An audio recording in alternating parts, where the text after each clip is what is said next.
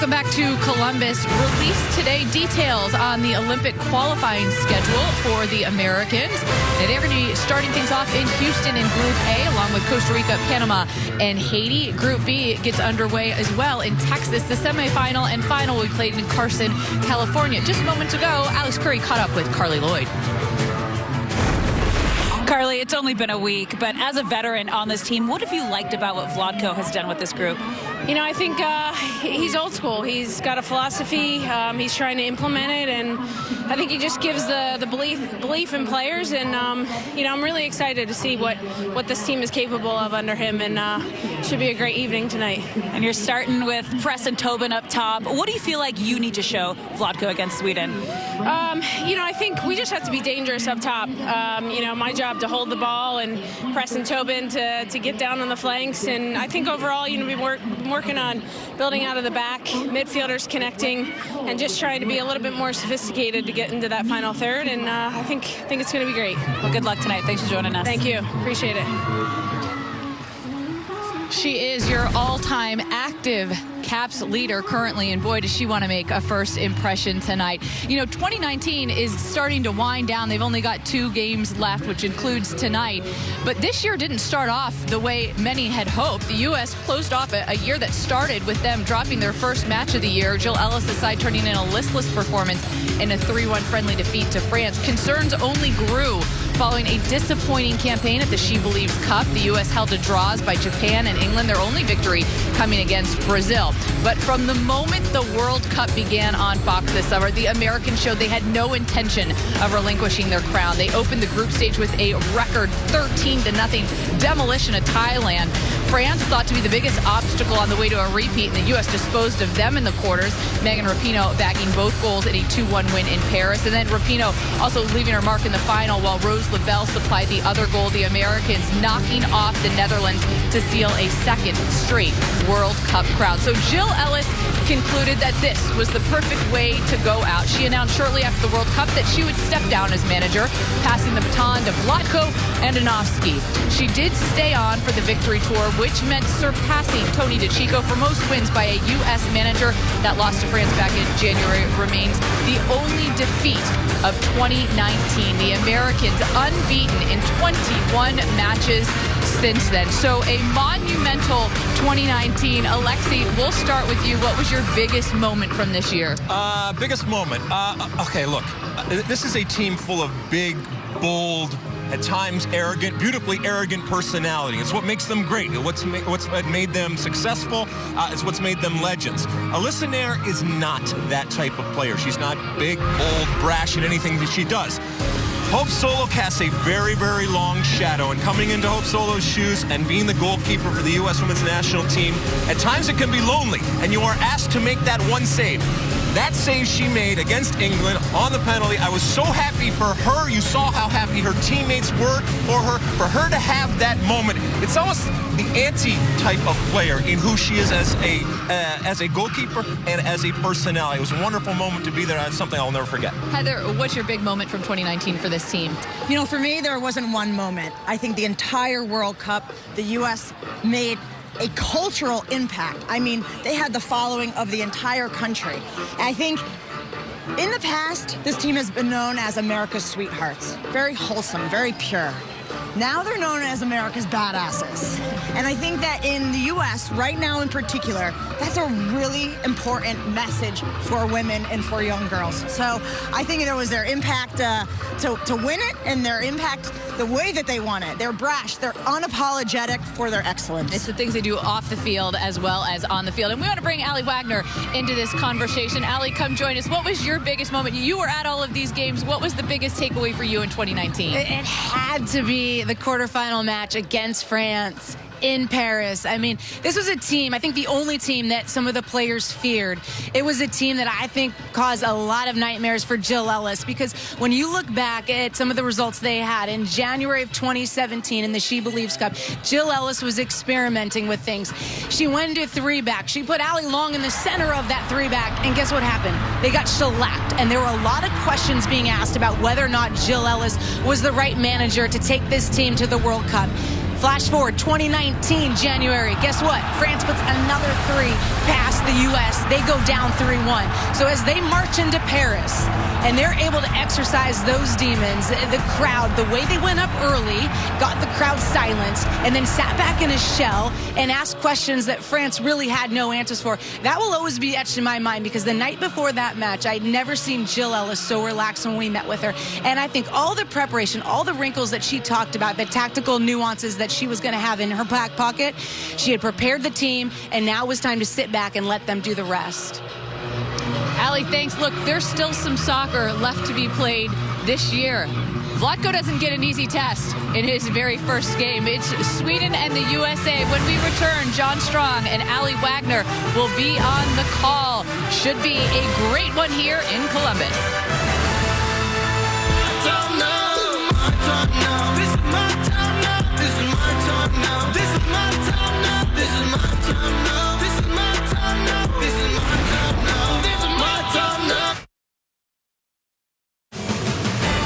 This match on FS1 is sponsored by Volkswagen, the presenting partner of U.S. Soccer. Tonight, the Vlatko-Andonovski era for the United States women gets underway from the frozen tundra of Moffrey Stadium in Columbus, Ohio. A frigid night here in one of the spiritual homes of American soccer as the fans make their way inside. Freezing temperatures, a little bit of wind, some snow in the air earlier today. Certainly not weather that will intimidate the Americans' opponents tonight. Sweden, another rematch with a perennial contender. Rematch for that matter just a few months ago at the World Cup in France, and an excited crowd here today welcoming the World Cup champions out ahead of the first game under new coach Vlatko-Andonovski.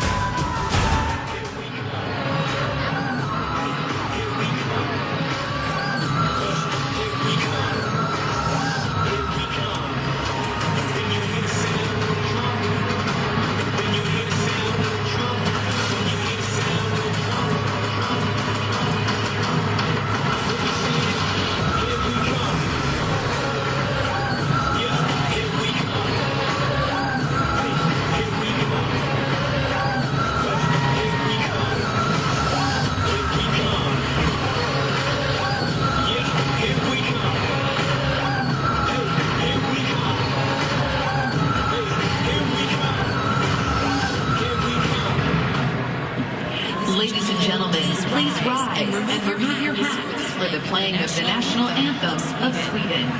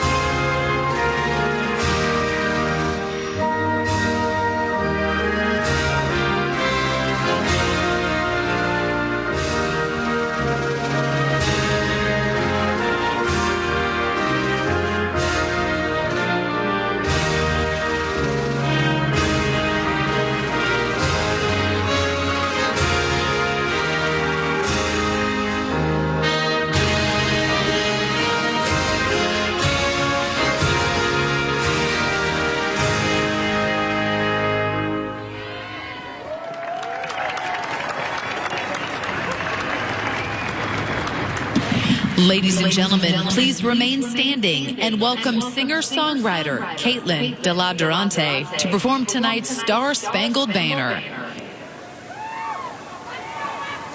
Oh, say, can you see by the dawn's early light what so proudly we hailed at the twilight's last gleaming, whose broad stripes and bright stars through the perilous fight o'er the ramparts we watch were so gallantly streaming, and the rocket's red glare, the bombs bursting in air, gave proof through the night that our flag was still there. Oh, say does that star-spangled banner yet wave o'er the land of the free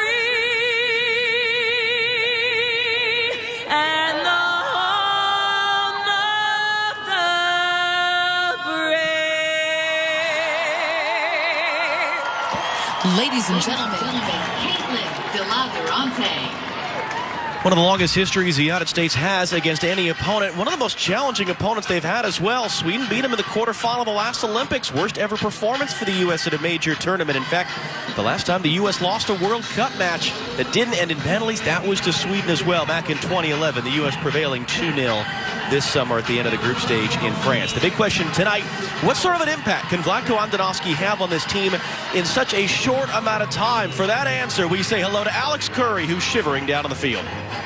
Tonight, this U.S. team begins a new era under Vlatko Andonovski. And when I asked Vlatko about his focus with this group, he said even though it's a short camp, it's an opportunity for him to get to know these players individually, start building relationships, and really understand their strengths and their weaknesses. But his main focus is to shift a mentality. He said the most important thing is to reset from the World Cup and now focus on qualifying for the Olympics early next year. And when I talk to a handful of these U.S. players, you can tell that they are re-energized and they are ready for this next challenge. Katja Koroleva, 31 years of age, from the United States, our referee this evening. She's been an international referee since 2016, was a fourth official at the World Cup, was also a referee at the Under-17 World Cup last year, as well as a familiar face from NWSL. 60-year-old Peter Gerhardsen took the Sweden job a couple summers ago, taking over for Pia Sundhage, the former U.S. coach, and talking to us yesterday, was excited in large part about how big the crowd would be here tonight. They sold this place out, even if it's not full. The highest attendance this year in the Swedish league, where most of these players play, was just over 3,000. So he was excited to get some of these younger, less experienced players an opportunity in a big environment tonight. It is an opportunity for some of these players to show something, Ali, to Vlatko Andonovski. Who are you excited to see? I mean, has to be Casey Short first and foremost. I mean, this is a player that was probably one of the last ones cut, and you don't know where Vlatko Andonovski's head is in terms of where Crystal Dunn's going to play. So that position could be wide open for Casey Short to sneak in and swoop up. I mean, she is the greatest 1v1 defender, we would say, that we have right now in the U.S. And then, of course, Carly Lloyd. I mean, Heather Riley touched on it, but Carly Lloyd, I have not seen her as happy as she was the other day in our meeting with her in pregame about how she could perform under Vlatko Andonovski, the freedom she feels and the way that she can check off that back line, hold up play. It's all going to be an evolution for her, but I think she feels excited that she can develop as an experienced player under Vlatko. The U.S. team that is ready to go, a U.S. team that certainly was energized, and speaking with them yesterday about this new change as they end out an incredibly successful year against an opponent that they are used to playing at a very high level. So who can make that good first impression? And who can try to leave 2019 with a good taste in their mouths? We're underway. The Vlatko Andonovski era for the United States is underway. His team wearing red tonight. It is the Swedes in yellow. For the United States, it is very much about making a good first impression on just the 9th full-time head coach in 35 years of history for this U.S. team. And a early ball trying to spring Tobin Heath forward now. She created an own goal in the World Cup off of this 1v1 matchup with this exact type of setup. It's a corner on this one as Anderson was defending her there, and the U.S. an early attacking chance. And it's a direct ball out of the back that springs Tobin Heath. If the opportunity is going to be there for the U.S. to get in behind early, they're going to take it. Tobin Heath then sizes up her defender 1v1, tries to clip this in, but can't get past that near post defender. Anderson got a foot on her clipped ball that put it in the back of the net, made it 2-0. In France this summer, Lavelle to the near post off the corner. And it'll be cleared away for the Swedes. The headlines in Sweden coming into this one is the World Cup final that wasn't, the hope for a rematch that never was at the World Cup. They fell to the Netherlands in extra time. For that matter, it was the clash that wasn't, as Sweden made 5 changes to their lineup for the group stage match. And yet in saying that, of the 22 players on the field right now, 17 of them saw the field in France at the World Cup. The 2-0 win for the U.S. and ostensibly put them in the more difficult side of the bracket. We know how the rest of the story went. So given all that, Allie, what are you interested in looking at here in this one tonight? I'm really curious to see how the U.S. plays out of pressure. I mean, that front 4 for Sweden is so fast, and Peter Gerhardsson is asking them to be brave, to not get pinned in their back end, and to look to press the United States, win the ball high up on the pitch. So I'm really curious to see how the U.S. manages that in their attempt to be more sophisticated in the way they build out. Once they're knocking that away, Lavelle gonna run it. Anderson there gets a foot, another U.S. corner. Just a couple hours up the road from her hometown of Cincinnati. One of 2 Americans on the field, part of FIFA's best 11. Named this fall, Heath clipping it in.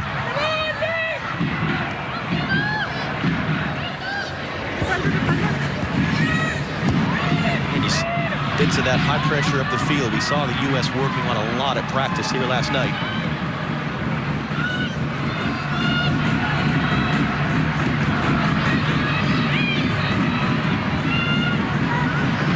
The U.S. play under the pressure.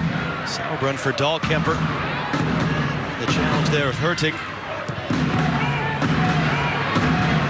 And a collision there between Eriksson and Lavelle. That'll be a free kick for Sweden.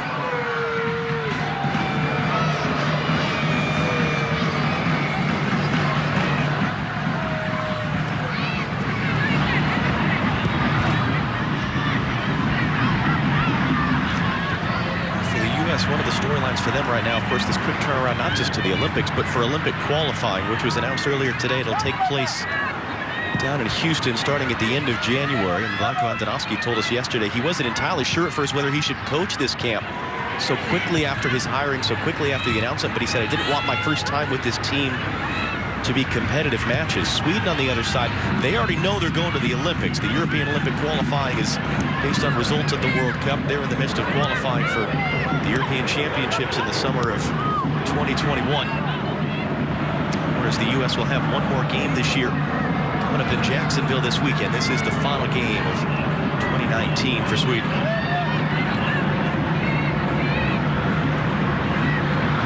Kuhlberg on the ball. It's her international debut at the age of 28, playing the pass for Hanna Glas. Just trying to recover and couldn't. Pass into the middle now for Signiantioma.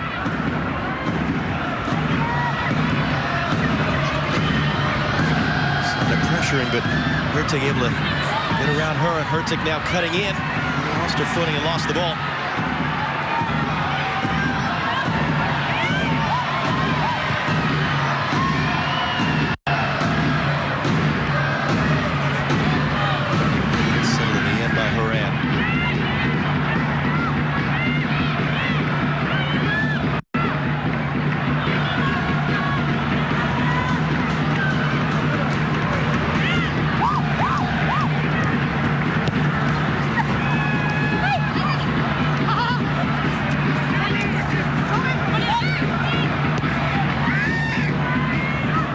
Is calling for the long switch right now from Ertz.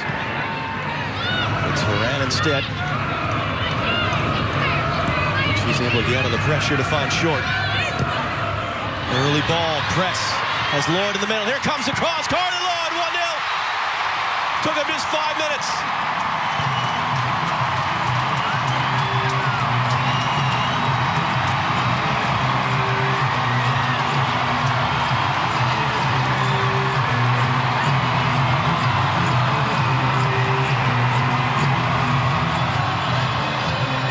And not a bad start to the new era under Imnoski. Horan just spins out of pressure, and you can see how high Casey Short is. She's holding the whip. She gets in that half space, then Kristen Press running that channel on the outside. Carly Lloyd do exactly what she should do, being off that back shoulder of the other center back, slides in behind, as that is a perfectly placed ball by Kristen Press. And the easy tap in for Lloyd in the end, but she does the work of getting to the right space. And the smiles continue for that woman there, who sees potentially a rebirth under Andonovski. 119th international goal. What's so interesting about it is since she turned 30, her goals per game rate is more than double. 83 goals in the 50 games since her 30th birthday. We just get better as we get older, right? There's Herzig now. Saw a good recovery off the first touch.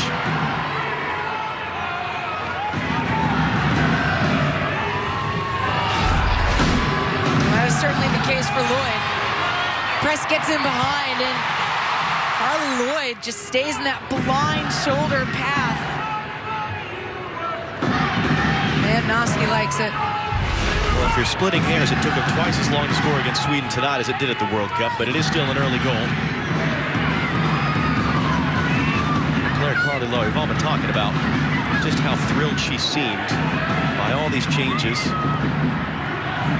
It is one of the interesting stories going forward. Listen, it is an incredibly wonderful reason. It's the best reason possible for Alex Morgan not to be a part of the team right now. She and her husband, Servando Carrasco, expecting their first child, a baby girl, in April.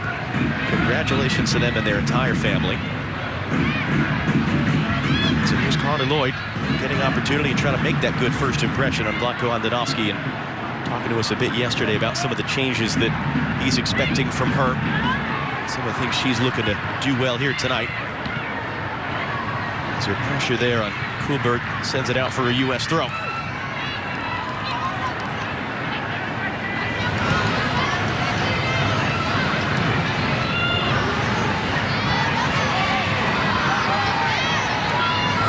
The pressure from Sweden. Press for Short from Horan. Able to play out of it. Lavelle's making a big run up the middle as Lloyd pops up out wide. Short's continuing her run forward.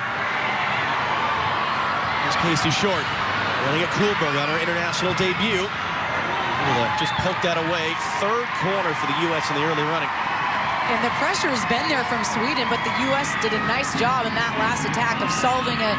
Players being brave on it, and Casey Short talked about two players coming to this match. Casey Short, Carly Lloyd, both of them incredibly active already in the ongoings. The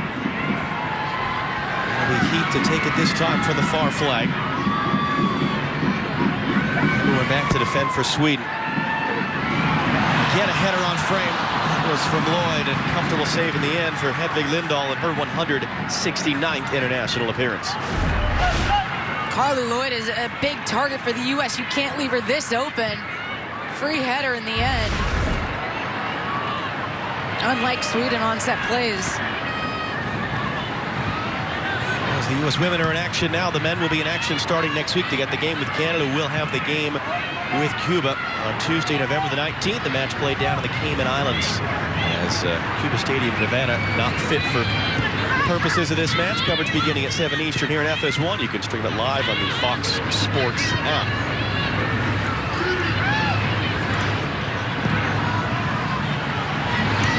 Switch there, really well brought down by Tobin Heath, who's now on the left. Kristen Press has come to the right. Heath gliding past one defender. And takes the bump from the second. Didn't get the foul that she or the fans wanted. Sonnet able to stop any sort of counterattack, though.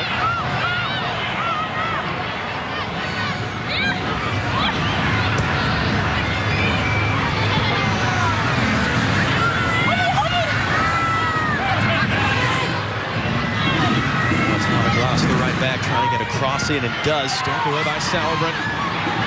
Held Pulled in though. Zigiata Oma getting an attempt away. That's a call to a first involvement tonight for Listenaire.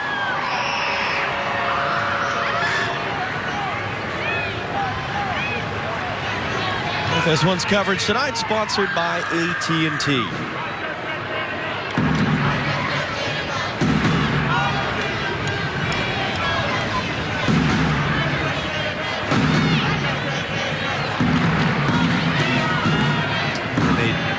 Saves officially in the shutout victory for the U.S. over Sweden in the World Cup group stage.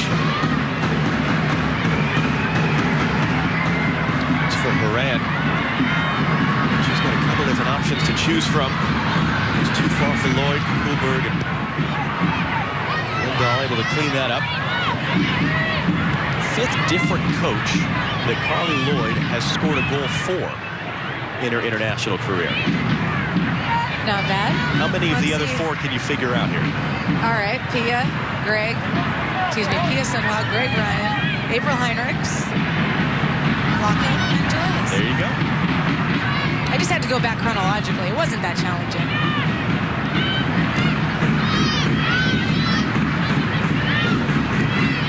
And all the talk from both sides about the things they want to do differently tonight. What do you pick it up on here after 11 minutes or so? I mean, you're seeing it right there in the shape, the 4-1-4-1 defensive mid-block from the U.S.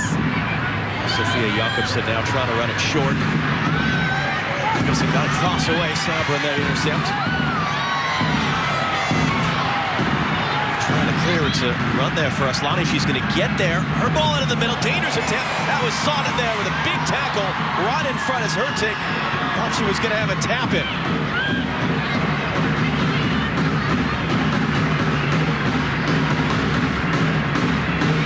Janowski up off his seat for that, trying to direct traffic as press carries forward. She's got Sonnet to her outside. It's not going to reach her, though, as Anderson gets it away.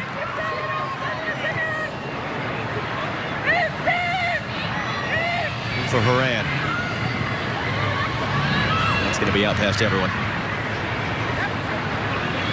Well, here's a look at what Sweden just tried to do against the U.S. And Tobin Heath trying to play out of pressure. It's too tight. The giveaway occurs. And then Aslani's got two runners in the box. Opts for the second one as this one glides along the 6-yard box. But Sonnet there with the necessary intervention. She played just 8 minutes at the World Cup. Started 4 of the last 5 for the U.S. this fall as O'Hare and Allie Krieger, among others, available right now. So she's certainly taking advantage of her opportunity, the Portland Thorns player. Here comes Sweden again. Jakobsen going to return it for Laxdenius. Took the touch on short. She'll get a cross in. That's popped up in the air. And Maher's able to get there in the end. Again, it was Lena Hurtig with an opportunity. Sweden starting to knock on the door for a tying goal. They have a lot of pace up top, and they're getting in behind, and that's one area that Sweden thought that they could take advantage of the U.S.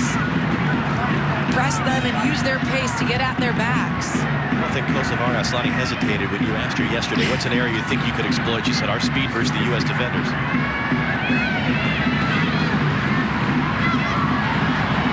Skip past Lavelle. Never been a skill there where she tracks it down.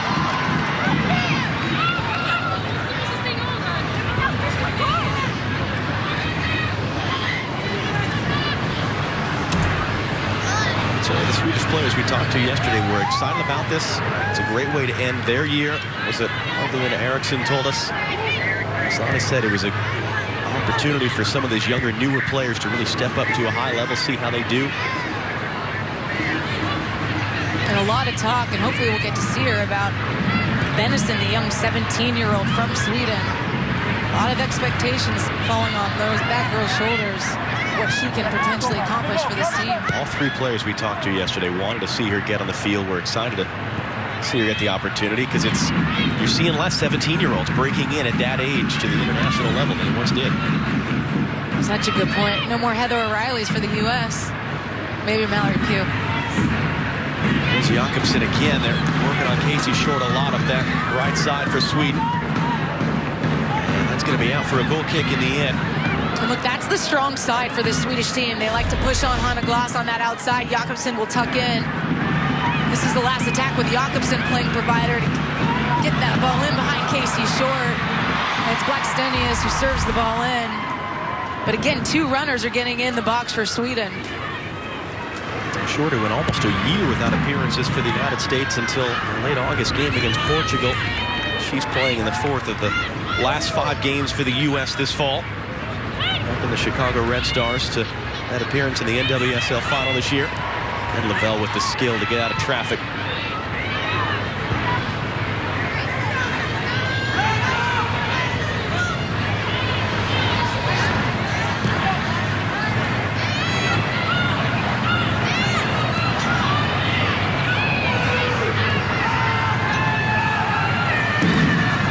Build-up. That's what we heard a bit about from Vlatko Andonovski yesterday and some of his players. Didn't end up in a chance on that one, though.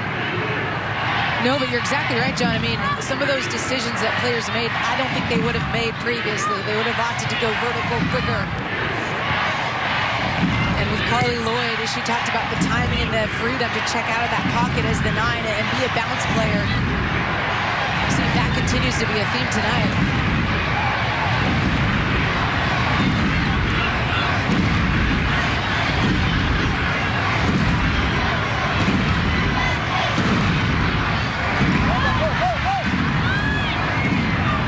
With the good work to find the space. Now Horan didn't have an option upfield.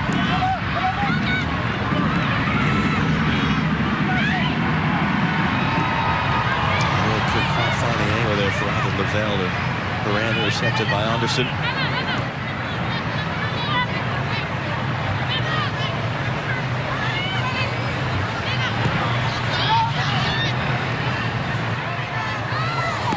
On it there, just dragging Hertig down, knowing she was beat. And just a talking to from Katja Koroleva, the referee. And this is the tendency of Hertig. She likes to cut in to the inside. That one touch takes her by Sonnet. Well, Peter Gerhardsson, the Sweden coach, was immediately up, barking at the 4th official that he wanted a yellow card for that one there. Professional foul should be a yellow. Is that one of those things, if it's a competitive match, it's a yellow card? When it's a friendly, you're less likely to see it? You know, I gave up trying to judge the referees, all right? Christina Uncle texting me right now. Don't worry about it. I know, they work hard, Christina.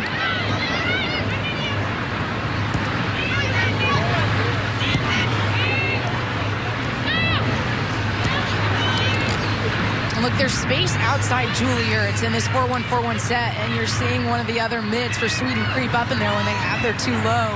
One of them is releasing, getting alongside Aslani. They're just not able to find it right now. I think the channels are tight for the U.S. That's making that entry pass difficult. Aslani, their good recovery there in the pass, which was behind her. Couldn't connect, though, with Blackstenius. Given right back, though, to Sweden. Aslani on the turn. Jakobsen will pick it out wide. She's got the overlap from Glass now.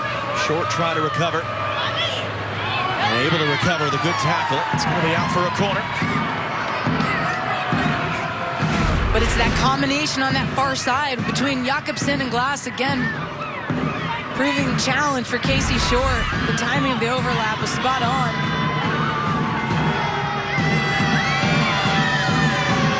Anderson, who plays in England for Chelsea. The only start of the World Cup for her was against the U.S. It was her redirection. Added an own goal for the second goal. Mayer getting herself set.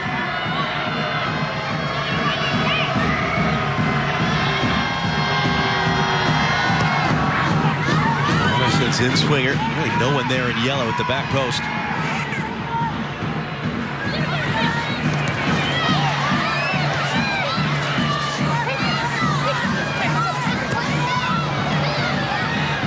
A chance. The flag will come up, though, for offside. Alex, what do you hear down there on the U.S. bench?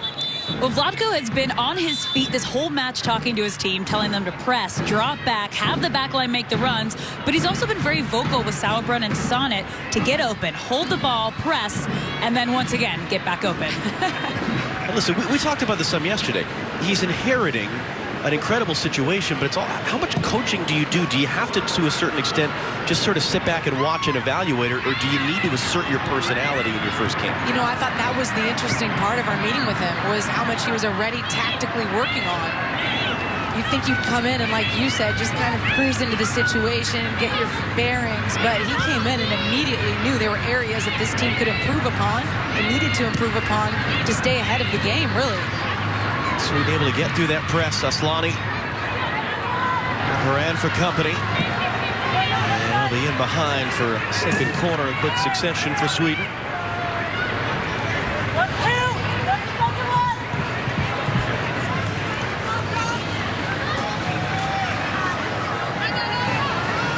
Aslani, who Alexi was talking about, she and Jakobsen playing for the team now known as Takkonen Sweden. Next year is going to be Real Madrid. As they have decided to dip their toe into the women's game. In swinger now. Came off the back of Hertzing. And bouncing out, the U.S. got it clear.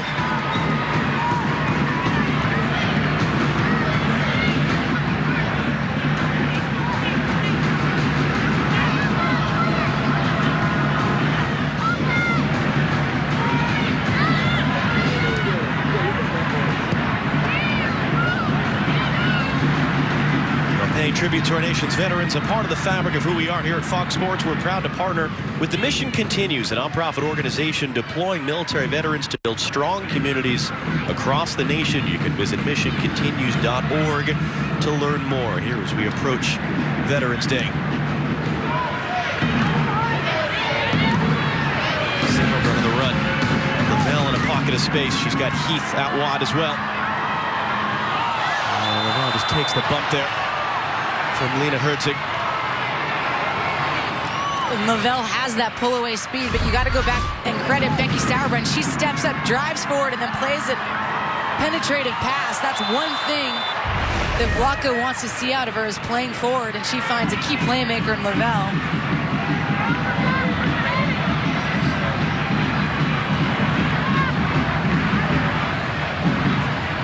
It was going to be Heath standing over it, and then Dahlkemper talked her out of it. Going back to defend for Sweden. Trying to do something with that as she was backpedaling, short throwing her body in, and that will be a whistle and a foul.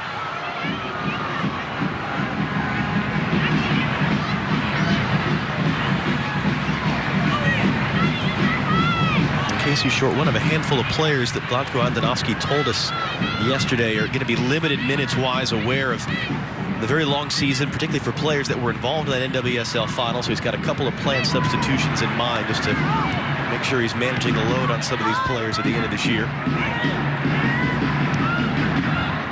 Lavelle and Heath and Ertz among the others he mentioned to us yesterday in that regard.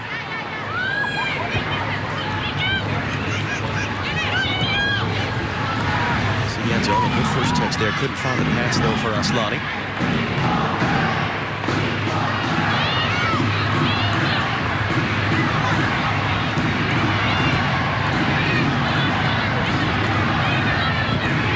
Bjorn, who was the right back for Sweden at the World Cup against the U.S., playing at the center of the park today. Drifted that pass too far.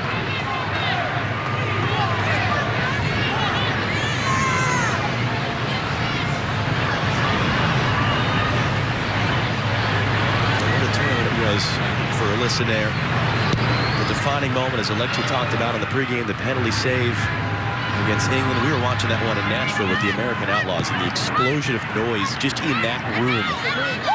And what that save meant. Clipped over the top for Horan, not going to find her. It's knocked away by Kuhlberg. We've seen it a couple times now with the attack mids when Carly Lloyd checks, because that's going to be more of her strong suit as the 9. You're seeing those runs in behind by Lindsey Horan, by Rose Lavelle.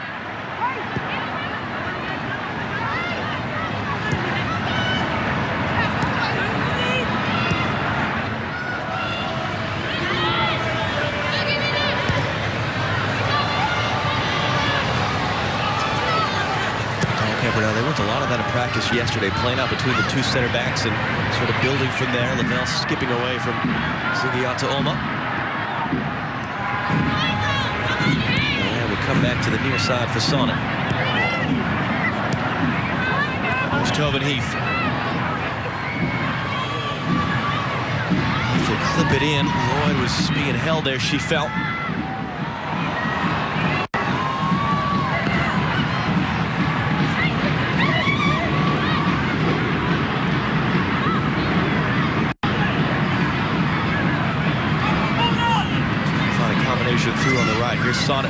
Heath.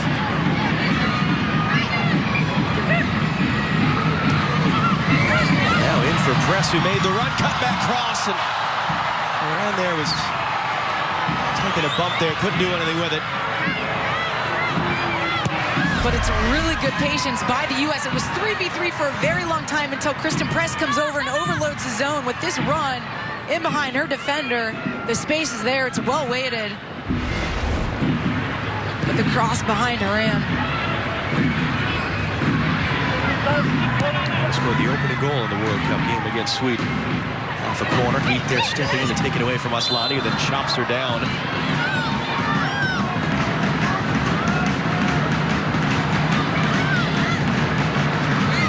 Told us yesterday there really has been a great energy last couple of days, but she said you're going to have that any time you have a change in your work environment. He's telling us it's really what happens down the road.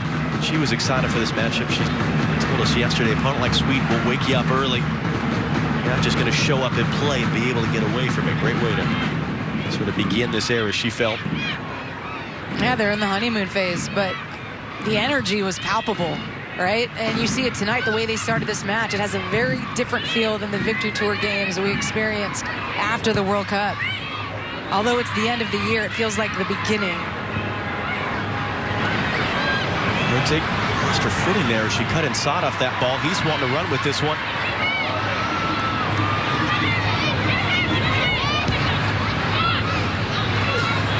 It's there sliding in front of Aslani. To prevent the quick break. Jakobsen nowhere to go with that one.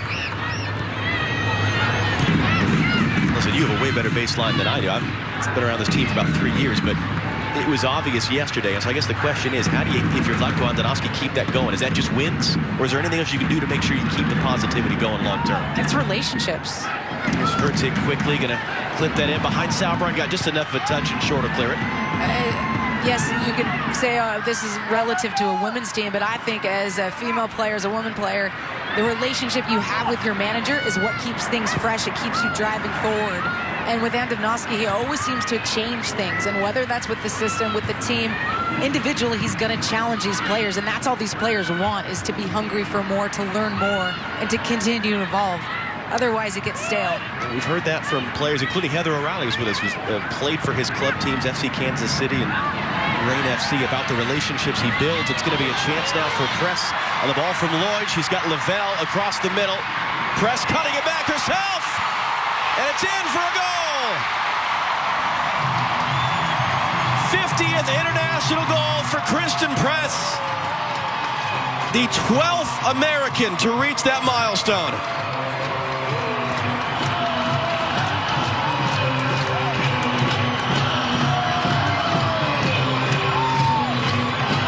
This goal is so good, and it starts with the defensive setup. They're in their 4-1-4-1. Tobin Heath pinches back in and wins the ball that they're trying to play to one of their attacking mids, and then the break is on, and Kristen Press is adios to two defenders and finds the back of the net herself. But the system, the way this U.S. team is setting up defensively, Sweden is not figuring out how to break it down, and then the U.S., we know how good they are on the counter. Kristen Press makes a meal of this one. Goes to her left, gets the little touch off Lindahl, but it still tucks its way into the back net. So good. And I think Sweden was not anticipating coming out facing one player pressing them, and that's in Carly Lloyd, and having four players sit in that midfield line with Erd shepherding in front of the backs. It has been a big year for Kristen Press. She and Dahlkemper, the only two to have played in every game this year for the U.S. He reaches the 50-goal milestone earlier in this game. Her team-high 11th assist of the year.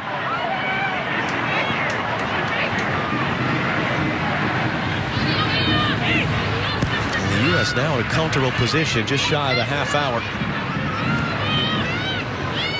I'm really controlling things. I mean, the space is there outside Julie Ertz. Sweden just cannot find that entry pass into those two players. It's all very predictable and labored.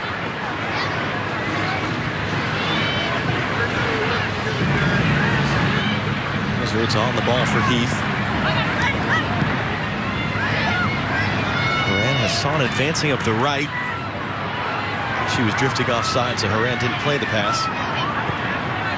So far, so good. The opening half hour of the Vlatko Andonovski era for the United States. And there might be a third coming as Lloyd gets on the end of the clip. Tanner, oh, what a goal that is. What a finish by Carly Lloyd. 3-0 United States.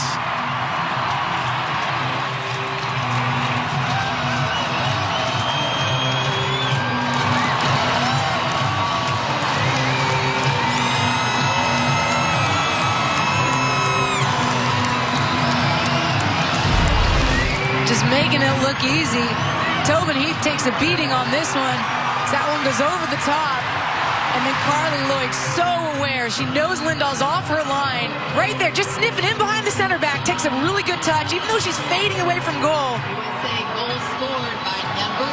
Clips it up and over Lindahl. And that's something.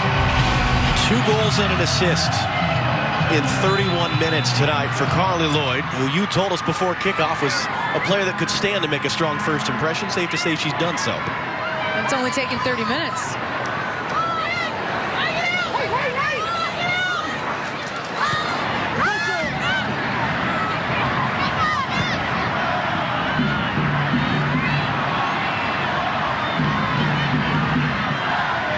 Jacobson running the other way here, short, able to recover. Turn her around.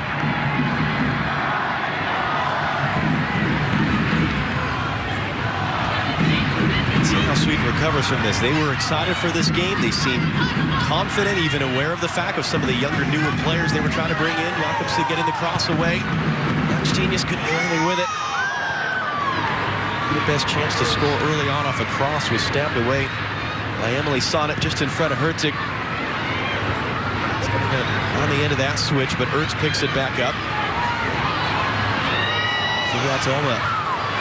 Aslani intercepted by Sauerbrunn. You could feel the pace quickening up a bit now after sort of a slower beginning to the game.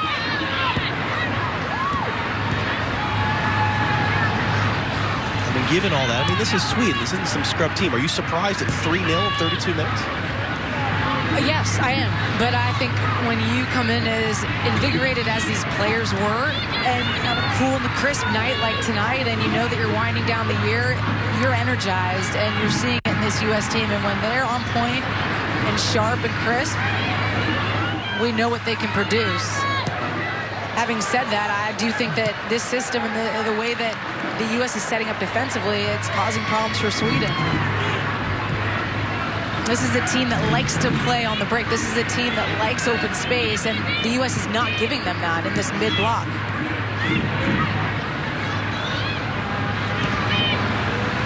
Looks for press, might have a second chance at that one. Does well to spin away from the defender. Trying to measure that pass in for Lloyd. Had intercepted. Kluberg making the play. So if you're Sweden, how do you adjust here and stop the bleeding? Is it a matter of stopping the bleeding, or is it a matter of how do we prepare ourselves for the Euros? For the Olympics, you know, I think with this group, it's going to be about trying to push on and get their team to a tactical place that Peter wants to see out of them. That's playing positively. That's on interceptions, playing forward and not always playing sideways and backwards. That's pressing high up in the field. I think they're going to want to work on those things as opposed to be concerned with the scoreline at this point. Aslani now, and Herzig running off. We're going to try to find the angle for the pass. Dahlkemper there to intercept. And there had to react quick to get rid of it.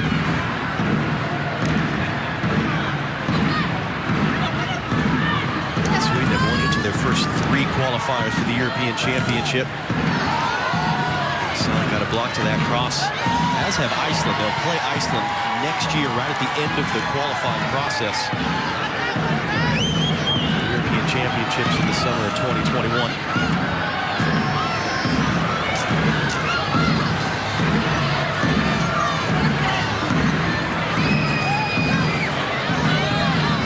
So trying to find someone to throw it into. In the end, Herzig just miscontrols it out.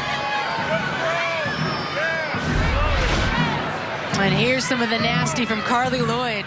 Just sneaking in front of her center back and then chipping that one over Lindahl, who's way off her line, thinking that ball's going to be played first time in behind. 2 goals and an assist tonight for Carly Lloyd, up to 120 international goals her career.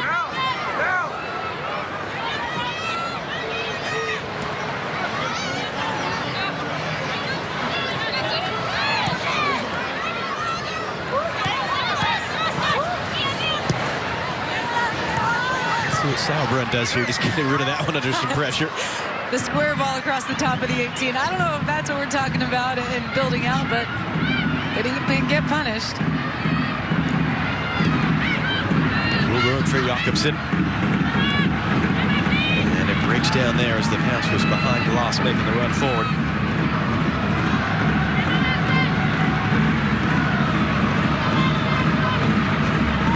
Peter Gerhardsson, the Swedish coach, talked to us about yesterday. We want to be aggressive defensively. We want to be brave with the ball. Heard from some of his players, less of the defending counter mindset, but it's not what he would have been hoping for so far. Lonnie steps in and gets caught there by Horan. And to be fair, Sweden doesn't have their full complement of players. It's going to get a yellow card for that, looks like.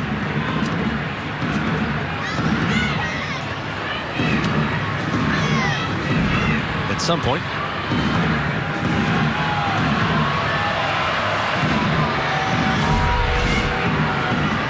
Well, here's the challenge by Horan. No ball. And swipes into the ankle of Aslani. Free kick taken too quickly to Koroleva's liking. You mentioned Nila Fischer, part of the FIFA Best 11 center back. She's one of 3 center backs. In fact, Sweden are without tonight.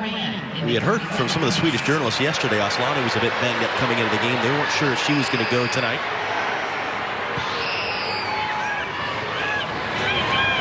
She definitely felt that tackle from Horan.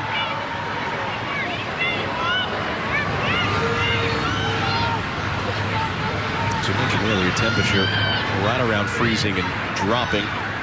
Not as much wind as we were expecting this evening, which is a good thing. Aslani now sending it in short, sending it away. Comes to nothing in the end for Sweden.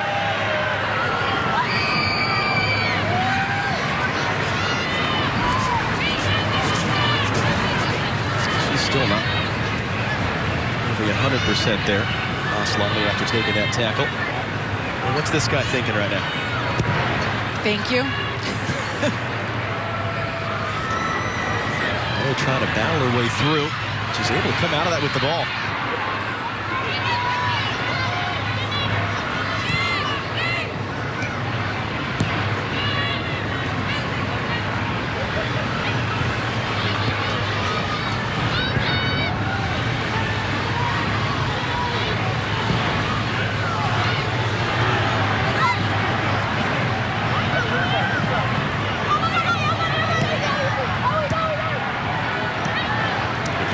Just building quietly, methodically up the middle here, through the middle. Will be short on the outside. Moran has press outside of her.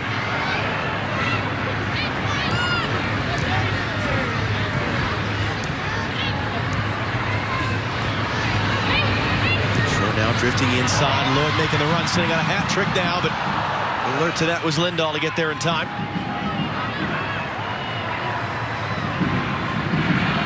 Lindahl, the age of 36, coming off her 4th World Cup. We asked her yesterday, how much longer do you think you're able to keep playing? She said, well, how long does my body keep hurting in the morning? And how much is it hurting each morning as I'm getting up?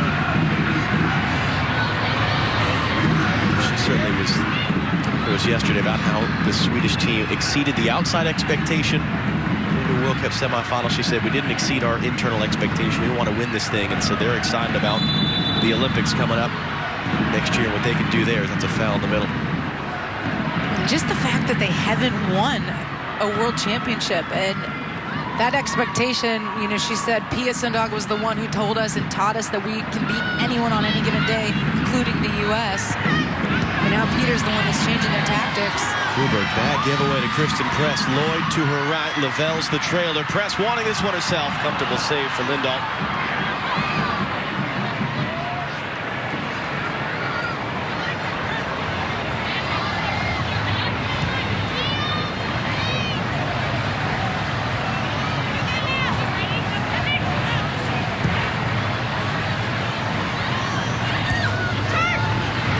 Able to guide that for Horan. And we're seeing a lot of that from the U.S. When they're pinned in the flanks, those players are spinning out and they're trying to change it.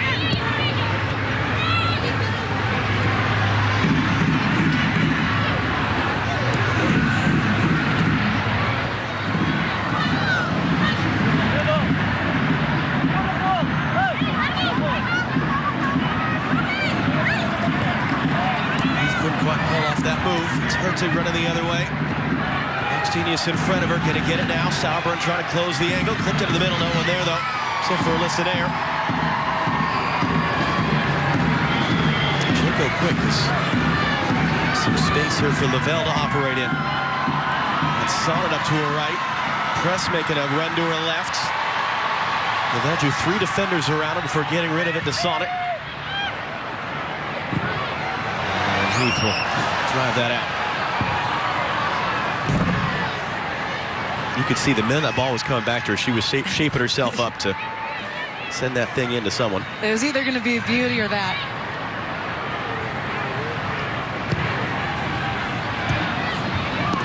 Another bad giveaway by Sweden. Press picking it up. Lavelle wants it. Horan to her left instead. Cut off there. It's good recovery by Gloss in the end. And Horan a bit slow to get up behind the plate. Slotty kept that ball in play. Couldn't find a teammate though.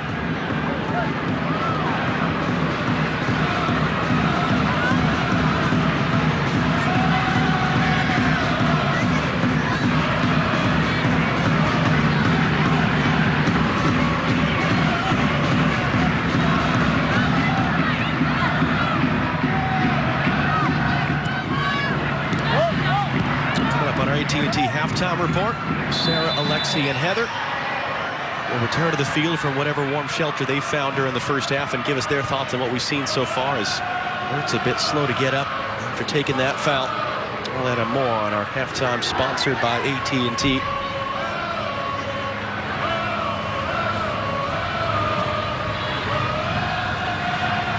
So we were told her husband Zach was going to be here at the game tonight.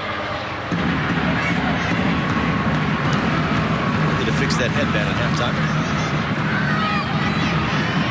As Horan picks it up. The final few minutes of the first half has gone just about perfectly for the United States in the first game under Vlatko Andonovski. Goal 6 minutes in.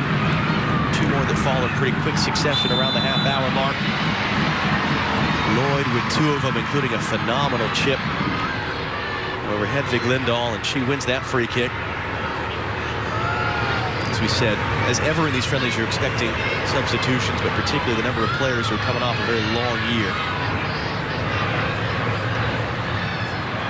And it's just a good opportunity to see players for Vlatko, especially against a quality opponent. Heath standing over it. At the end of the traffic, and the header for Horan is right to Lindahl, her 3rd save of this half. Trying to go quick for Blackstenius, and Paul Kemper was there to make easy work of it. Ertz again takes a hard bump there, and they're going to call the trainers out immediately. It was Julia Zigiotti-Olma. He's going to get a yellow card for it.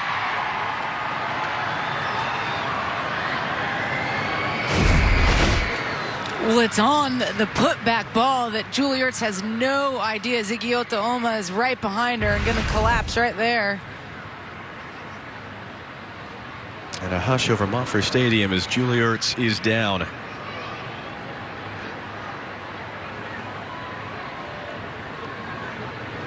you see Kosovari Aslani wearing the armband, trying to rally the troops for Sweden right now. Ertz is being helped to her feet. That's a good sign. The other American on the field, along with Lavelle, named to FIFA's best 11 this year.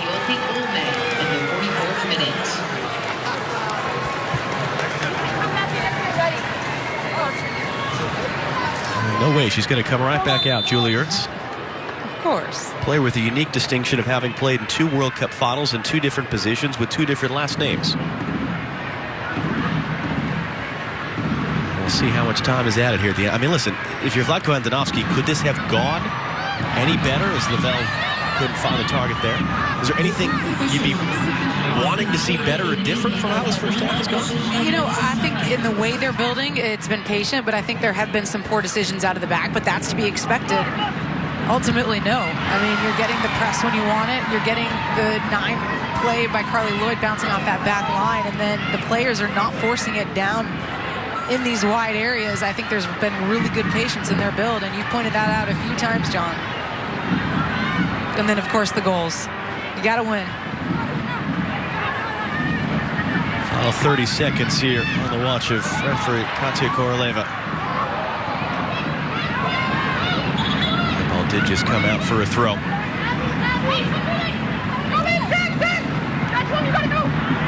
Slotting off the throw. Ertz running with her. Slotting bouncing off the one tackle. Got it in for Brasinius. It's behind Hertzig, though. Bridge down for Sweden. With their head up, just didn't have any options upfield. That should just about be the end of the half. We'll see, though, as Slotting pokes it away from Sonnet.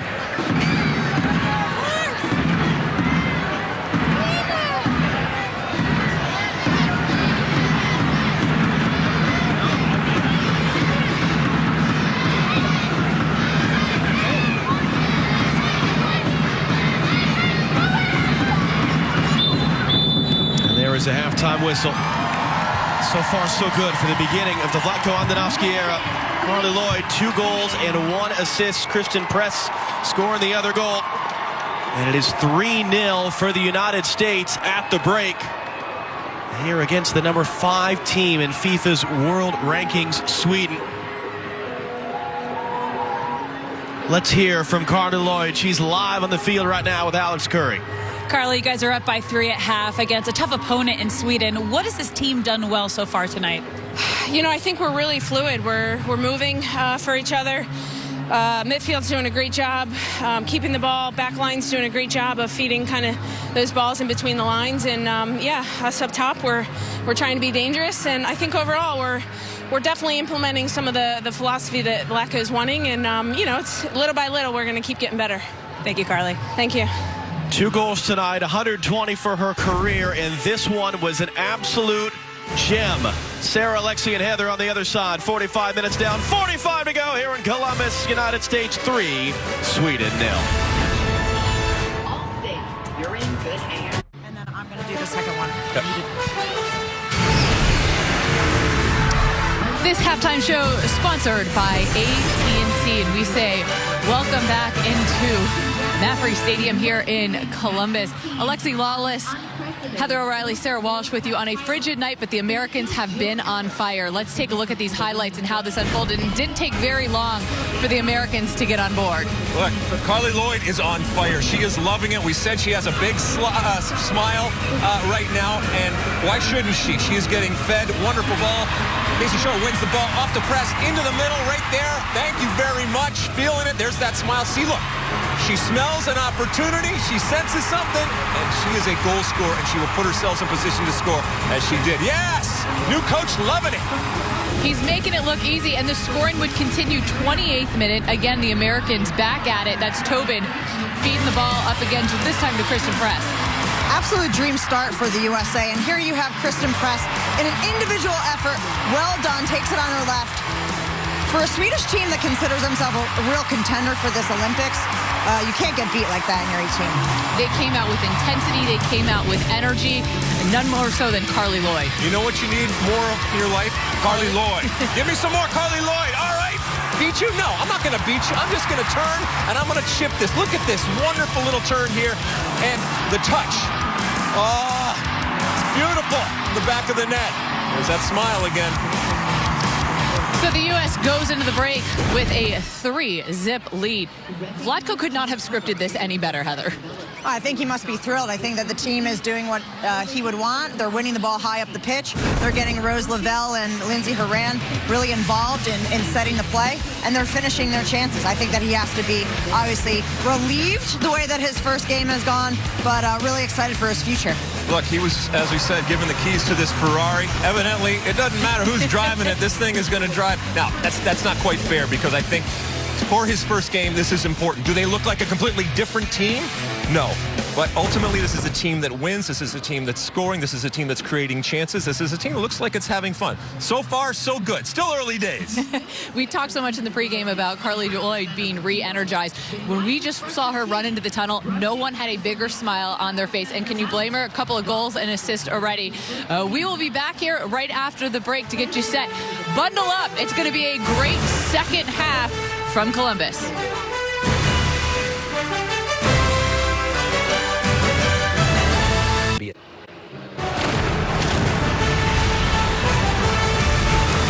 Well, the U.S. women have delivered tonight. The men know they're going to have to later this month. Greg Berhalter's side involved in the CONCACAF Nations League. They're going to host Canada on November 15th, followed by a clash with Cuba 4 days later.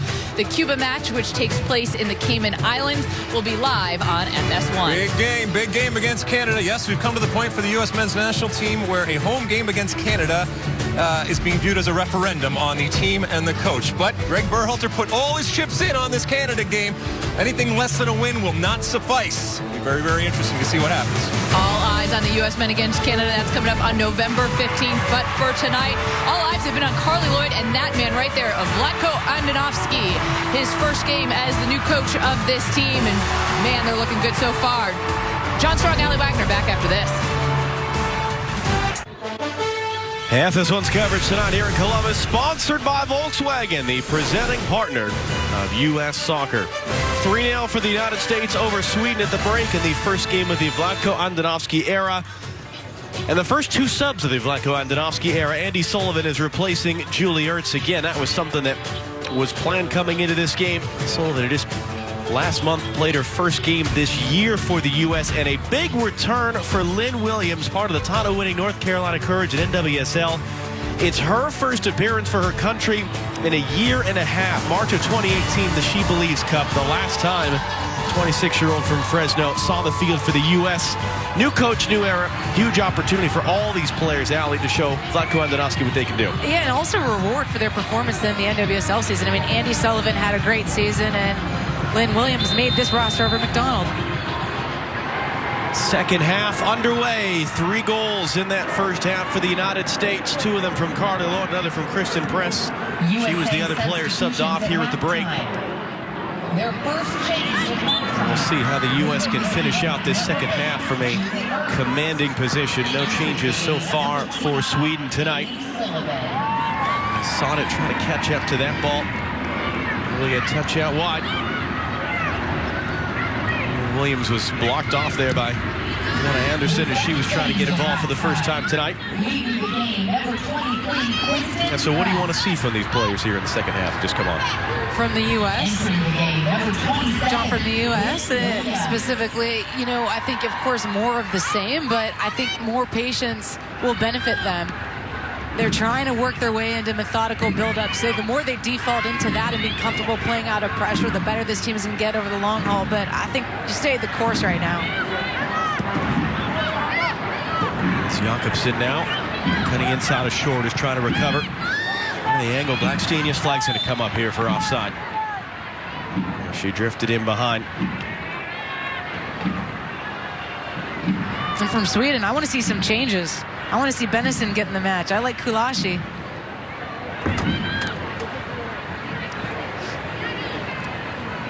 Well, let's go down to Alex. What did Vlatko Andonovski have to say coming out for the second half? Well, Vlatko said in the first half they did a good job controlling Sweden when they were on defense, but they have to be more aggressive in the middle block. He felt like they were sitting in the middle for too long, and with their energy, they could be doing more, and they could be more aggressive. There's again cut off on the long switch. Andy Sullivan there. Mariona Anderson.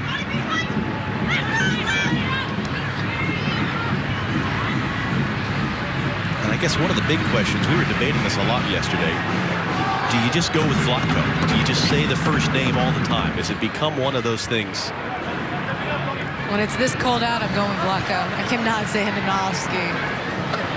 As he said to us yesterday when asked, you know, how do you make this your team, Vlatko's team? Because if we win, it'll be Vlatko's team. If we lose, I don't know. But Williams again. So far, it's his. Big duel on the outside there with Anderson. Thought she had it taken away. The last coach to lose their first game in charge of the U.S. team was actually April Heinrichs back in 2000. There's been a good, consistent series of results. Jill Ellis, of course, had 3 first games, including her 2 interim stints. Ball slid in there for Glasgow, sliding over by Sauerbrunn there. It's going to be out for a Sweden corner. He did bring one staff member with him, Ron Ivanovic, a teammate of his in the Indoor Soccer League MISL. Andonovski at one time was the league's Defender of the Year with the Kansas City Comets, and he spent those 2 coaching together in their time at NWSL.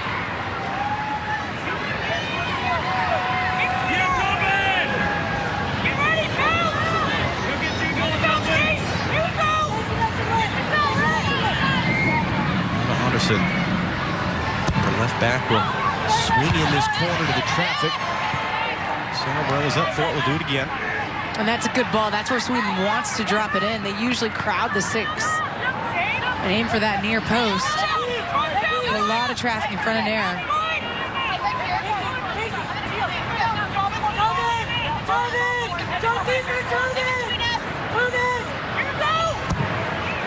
Again, trying to put it right on top of her there. Oh, that was the ball. That was Nair rattling the frame of the goal there as she went up to knock that away. Anderson going for an Olympico goal. And she'll clip it. Another dangerous cross in towards Blackstein. Just popped in the air, and Nair's going to come collect. And they're looking to go quick now for Williams.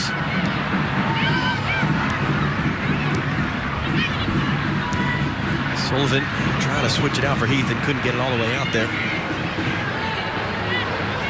Good idea, though, by Sullivan.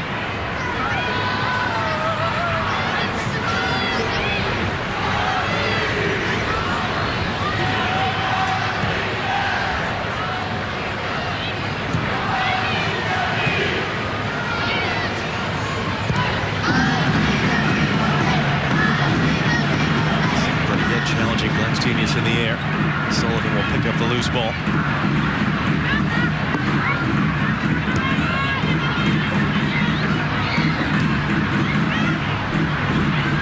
Sliding through to get a touch to that one. Short trying to close on Olma.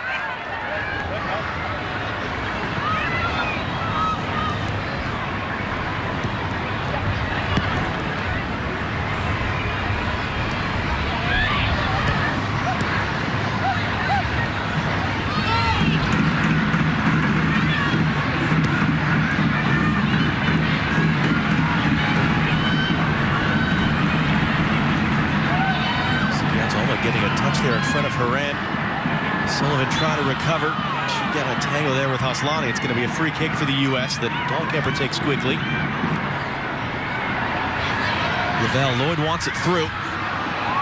Still Lavelle driving her way around. That's the second Swedish defender. Now looking to cut it in. On the turn, Haran lost her footing and put it right at Lindahl in the end. 4th save for her tonight.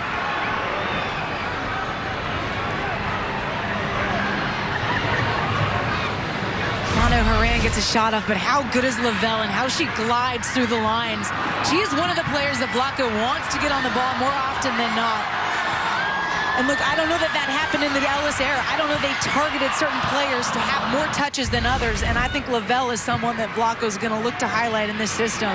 We heard that from the players we talked to yesterday. They've really felt that from Andonovski so far. The relationship with the midfielders, so much emphasis on that playing through the midfielders. Williams couldn't get on the end of that pass from Lloyd. And just their angles off of each other. You watch how they're moving off of one another. And sometimes you're finding Lavelle on the same side as Haran. He wants them in close proximity to one another. Checking the video clips on the tablet there. Through Williams, got inside. Lloyd rather the cross. Took a redirection in behind. Sullivan on that fly. It's a one in the end.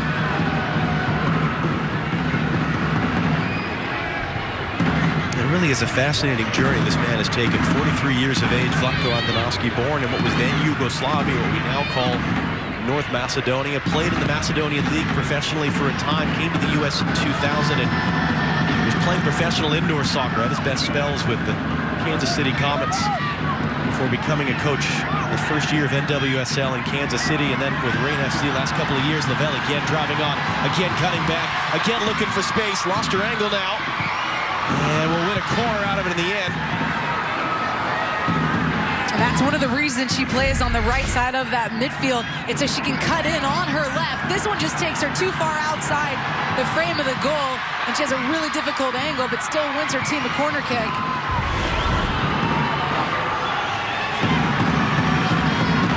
The Heat to take.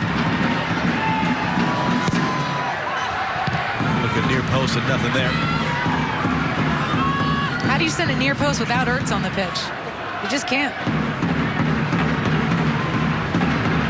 Those amazing things you know is coming, and yet no one in the world seems to be able to stop it. You can't. It was like the early goal for the U.S. in the World Cup. Short there, crowded off it by Ziggy. Here comes the press from the U.S. Hoop was involved. Horan trying to get away from the traffic, couldn't quite do so.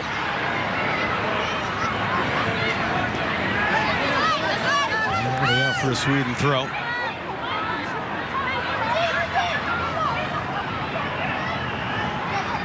We asked him about, the pressure, the responsibility of being the coach of the United States. Andonovski, he said, I understand every game, everyone expects you to win, and they expect you to win in a certain style. And he said, I know that. I knew that when I was taking this job. Good work on the outside there. And Williams, it breaks down as the cross took a redirection away from Lloyd. He said, I wouldn't have taken this job if I didn't think that I could do that. Interception there on the far side by Sonic. We've heard from former players just how personable he is, the personal relationships you talked about in the first half that he builds, his attention to detail. We saw that yesterday in practice, stopping practice, talking with Rose Lavelle about very minute things, how she's turning on a particular shoulder, how many touches. 2 steps this way. We heard that from multiple players. Take 2 steps this way, and how that changes everything. And a lot of it was just connection defensively between the midfielders. As ever, how do you translate the things you might do as a club coach to the international game? Let's take a look back at this from Williams. Football is football, and if you can dice someone up on the end like Lynn Williams does there, you can talk tactics all you want. When you've got that 1v1 mentality and ability, the U.S. always has something special to throw at you. Fresno native who's been a star now for North Carolina Courage, winning multiple trophies with them. It's clipped over the top, flag staying down. Lavelle surveying her options from a narrow angle. She went for it herself, and Lindahl got a right paw on it to keep her out.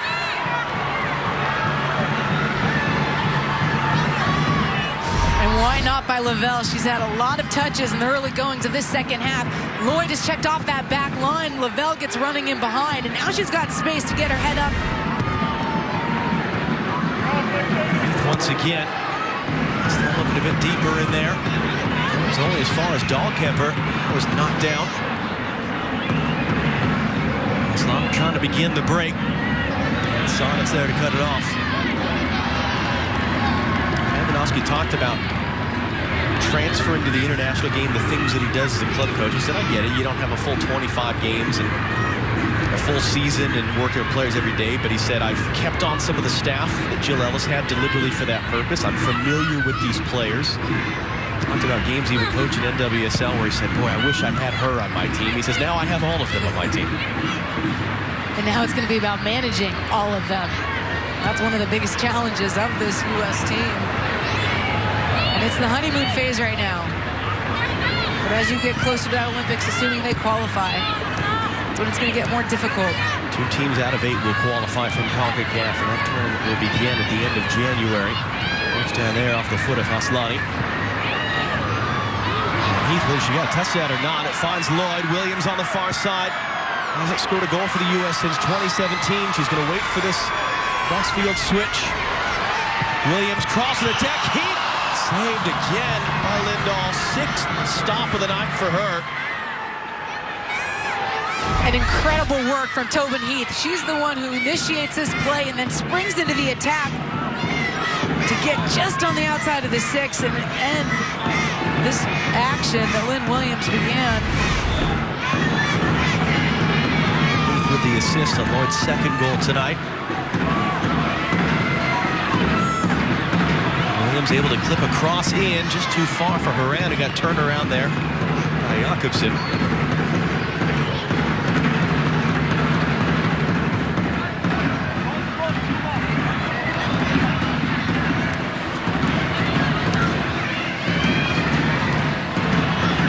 pressure there by the U.S. forces the giveaway. Heath picks it up. And 1-2 there with their Portland Thorns teammate Lindsey Horan. Sullivan picks it up. She'll play for Sonnet.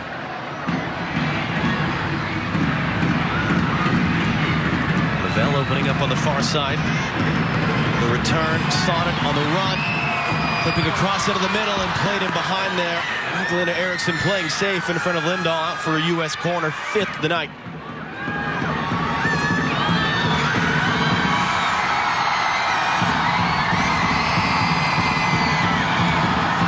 Innovation on the far side. That's the Nordeca. That's the supporter section for Columbus Crew games here at Mofra Stadium. As this ball is swung in and handed away by Kuhlberg.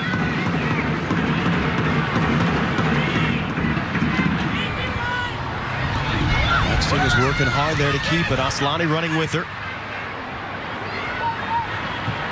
Come to the near side for Sophia Jakobsen, working on Casey Short.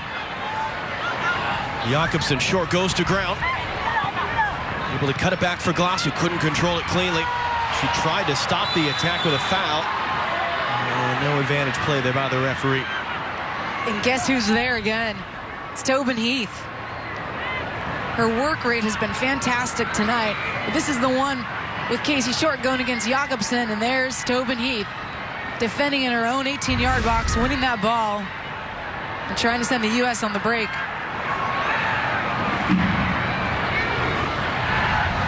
As we approach the hour mark, Mallory Pugh is preparing to come on as the 3rd sub of the night for the U.S. There's another one that Andonovski talked to us about yesterday, trying to cobble together 90 minutes between Pugh and Heath. The long season, great first touch by Tobin Heath. She's not going to let Carly Lloyd pick that ball back up. Williams making a run. It was meant for her. It was blocked by Bjorn. Still a chance for the U.S. in this possession. Here's Carly Lloyd. 2 goals already and an assist.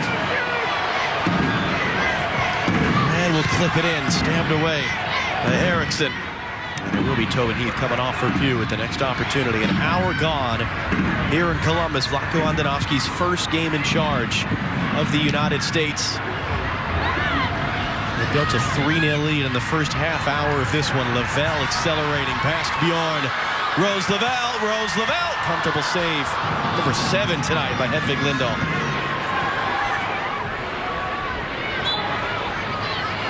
There's a relentlessness from the U.S. right now that Lindahl, playing out quick, gave the ball back away. And they've got Sweden pinned in.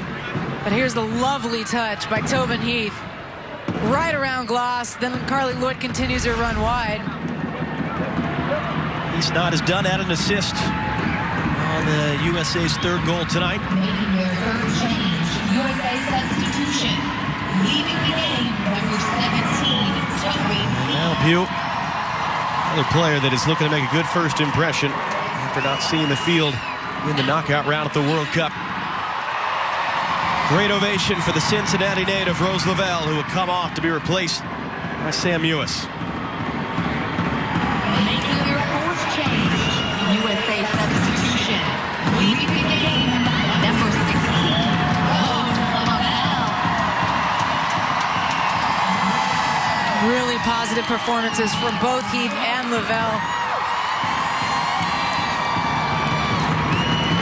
We will see a debut for the 17-year-old Hanna Bennison of Sweden. She is ready to come on.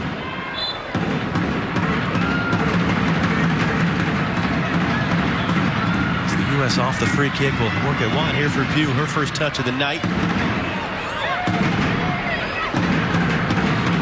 They take a throw short. 2nd attempt to get a cross in. They'll be out for a corner.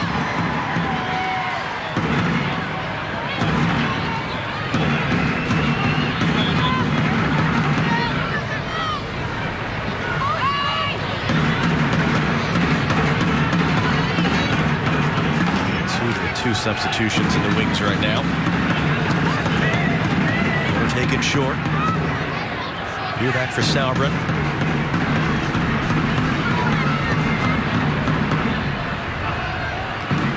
To the far side for Sonnet. She'll get herself back onside and did so. And another corner all the way. So Sweden will hold on to these subs while they're defending the set pieces.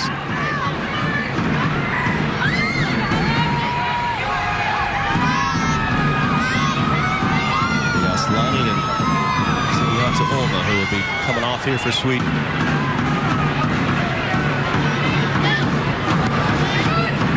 It's ball in this time, skipping across, short was close to it. Pugh picks it up, she'll send it back in the middle, and it's up over the bar.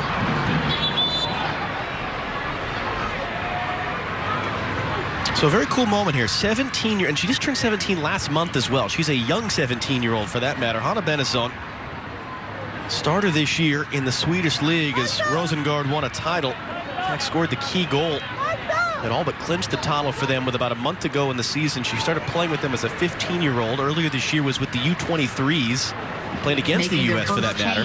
But boy, the journalists we talked to, the players we talked to, they are all excited to see her tonight, Al. They are, and the players said, look, we haven't seen much of her yet, but it says a lot for Peter to bring her into this environment because she could be playing with the youth team, but he's giving her that ascension to this level. Making their second change, Sweden substitution. Lorenzo Kolashi, 20 years of age, just her 6th international appearance. Returned to the team in October after not being a part of the World Cup. By number 20. I think Gerhardt's and Erdmann. Those are the two players I want to see, and Janogy.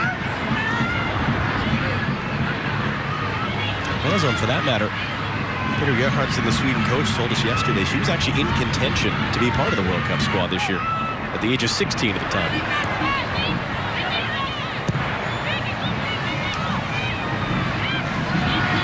Well, this week starts Saturday strong with the big noon Saturday game of the week. Maryland taking on Justin Fields and number 1 Ohio State on Fox and the Fox Sports app. As that cross is going to come all the way through there. We are legally required to mention Ohio State football at least once while we're in Columbus for these games.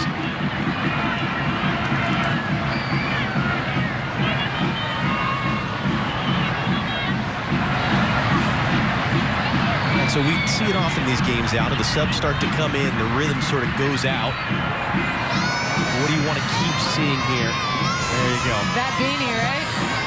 What do you want to keep seeing here from the U.S. even as the changes start coming in to finish this game out? Well, I'm really curious to see how Pugh does on the wing. I mean, she's one of the players that I've talked about could potentially benefit from this coaching change.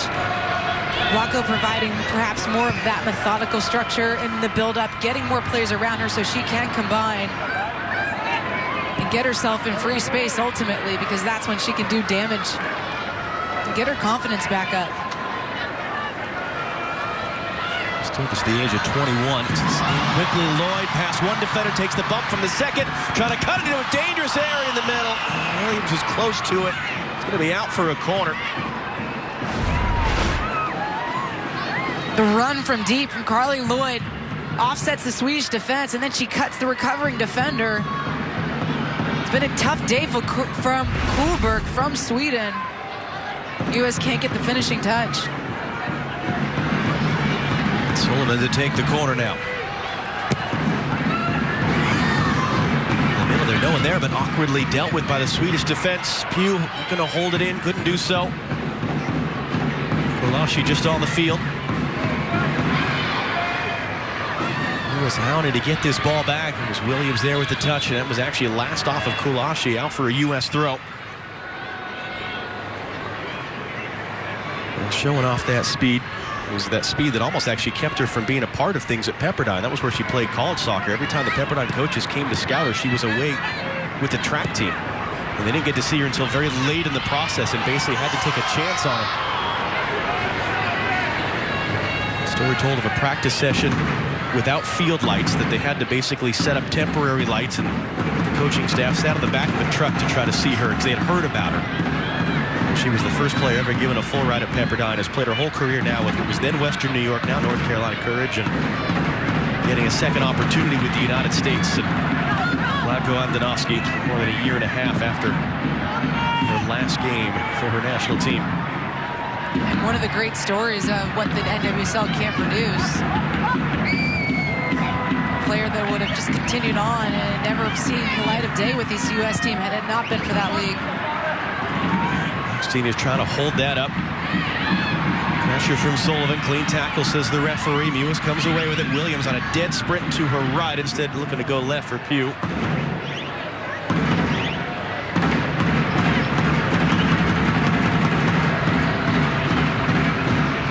what are you hearing down there from the U.S. bench? Well, Vlatko has really been directing each play from the bench. He's telling Mallory Pugh to press before Casey Short receives the ball. He's telling her to take 2 steps wide, then look inside. And he's pulled almost every midfielder aside to give them a little tip. And he told Sam Ewis before she went in to create some space. 2 steps. That's going to become the thing with Vlatko Andonovski. You better have a good dance move if that's going to be his thing. It's a good dance move by Horan there. We saw Andy Sullivan at one point coming over, getting instructions on a dead ball situation. Again, good footwork by Horan. Mewis knocked away by Kuhlberg. Lloyd's pressure forces an errant pass. Sonnet now. We'll hand back to Horan. Going to clip that in. Lloyd sitting on a hat trick, but couldn't get on the end of it. Well, here's the footwork from Horan. Just dices up the young 17-year-old Benison. The great Horan, as she's known in my hometown of Portland. Williams intercepting that pass out of the back. Quickly in for Pugh. Good recovery by Kuhlberg there. Played back into a dangerous area there by the Swedish defense. Pugh couldn't do anything with it, though.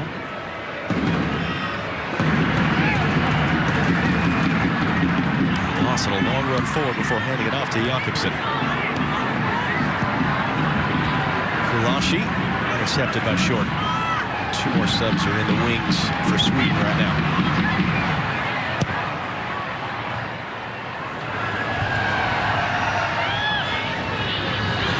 Lewis.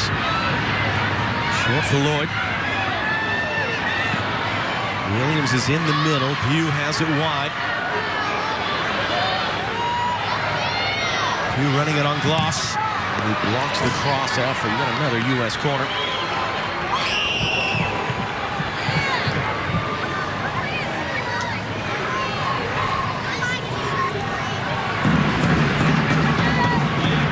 Minutes to go. A busy night for Hedvig Lindahl.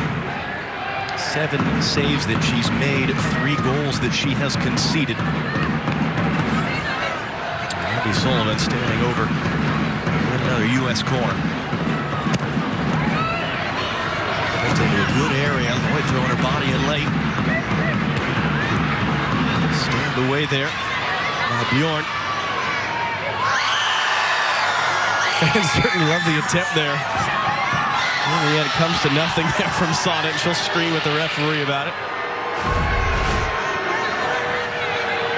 My college coach always said, don't go through the legs. The other players got the body position on you, can body you off the ball. Jakobsen does just that, wins possession back. So Blackstenius, her night is done. Making their 4th change, Sweden Anna Onvegård, 22-year-old, number 11, just burst onto the scene last couple years in the Swedish league. She actually moved mid-season to Rosengård, scored 9 goals in 9 games as they won the title. 14 goals this year, was the most in the Swedish league, and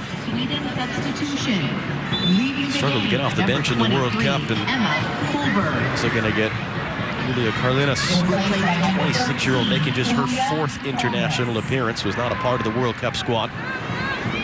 With Onvegård coming in, she's not as pacey as Blackstenius up top. She's a better combination player, and I think with Kulashi underneath, that's something that Sweden can look to try to utilize as an outlet. Because right now the U.S. has had Sweden pinned in. They can't even advance past halfway. Thank you. correction. The last substitution was Sweden's 4th change.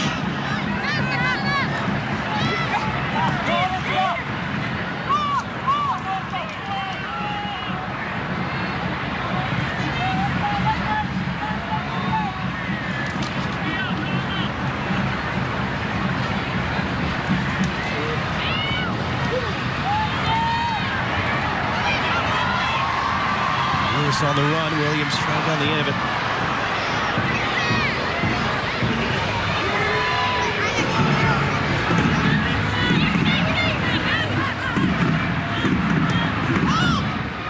And that last play by Sam Hughes is going to be the evolution, I think, of her as a player. She's so good. You saw how strong she's bodying off players trying to make a challenge, but then it's slowing down and putting some texture on that final ball.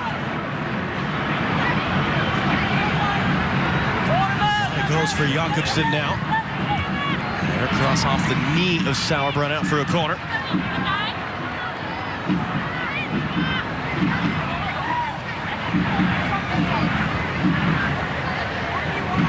Listen, they're not as busy as her counterpart. Just one save that she has had to make tonight. US has outshot Sweden 13-4. 10 of those 13 on target. We've seen this earlier in this half where they try to drop this ball right on top of her and all the traffic, and Anderson to take it. They're slammed into her left post, trying to keep it out on the last one. They're looking for the same thing. Short there with a touch. It's going to be out for another corner.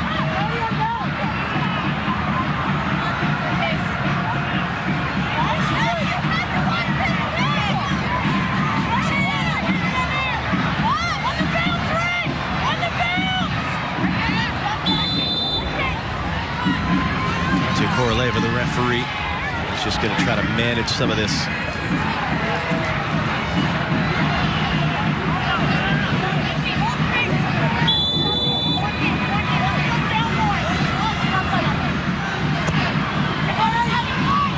Listen a bit further out. Lloyd got a header. Short there, a touch. Back wide it goes to Anderson. Half-hearted appeals for a handball there as that cross was blocked. Sweden does well to keep it in the end as the U.S. is looking to break out. It's clipped in here now. Rolled back in front, and there's a goal. That was Bjorn on the cutback, and it's Alvegard who's celebrating the goal there. Been scoring tons of goals in the Swedish league, and with 15 minutes to go, the Swedes are on the board here in Columbus. And it looked a little haphazard initially. Here's the poor clearance by the U.S. They can't clear their end. And it's that touch right there. Coming back into Bennison. The vision of the 17-year-old and the texture of that final ball is something special. An immediate impact. Bjorn gets around the edge, and then you've got two runners from Sweden converging at that near post. And it's Alvegard who gets the tap in. But that is something special.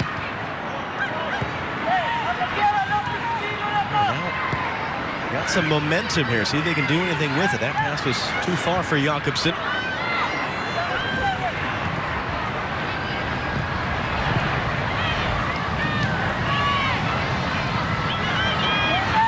Sauerbrunn with Lasher there, pressure, gets it away for Sonnet.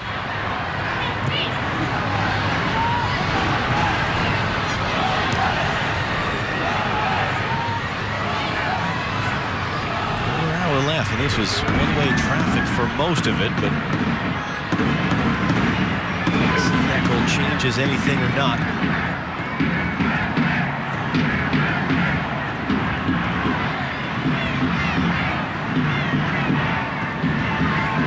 He's moving through the pass for Pugh to chase, and alert Lindahl there up off the line to come get it. Sauber rising up there on Alvegard.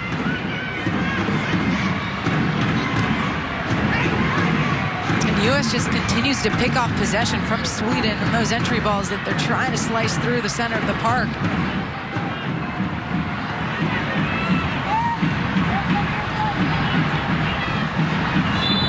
Lloyd draw the foul there for Bjorn. Oh, here's the last look at the special touch by the young 17-year-old Bennison in behind to Bjorn.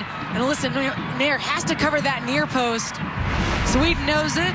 Glancing touch back across her. Just her second international goal for Alvegard for all the goals that she scored in the Swedish league. Second in 14 internationally. Last was a year ago.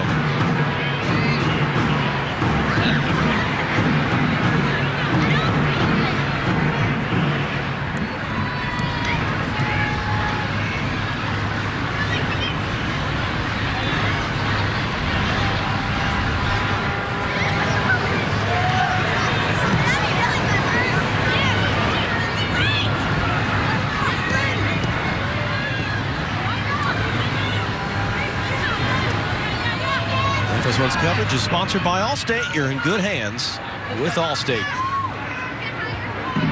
Just trying to close out a victory on the opening night of the Vlatko Andonovski era. Lloyd 2 goals and an assist. Kristen Prescott the other. They brought the subs in.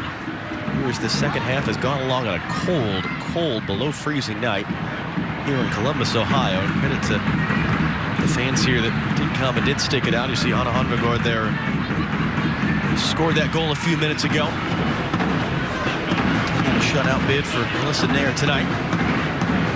See if they can cause some more trouble. Short was up there, and that ball came up over the top, and now Sauerbrunn and Nair not on the same page. It's an empty net. It's a second goal. Hanvegård there as Jakobsen played the ball inside. And all that good work from the U.S. at the back tonight undone in pretty quick succession, and all of a sudden it's a 1-goal game.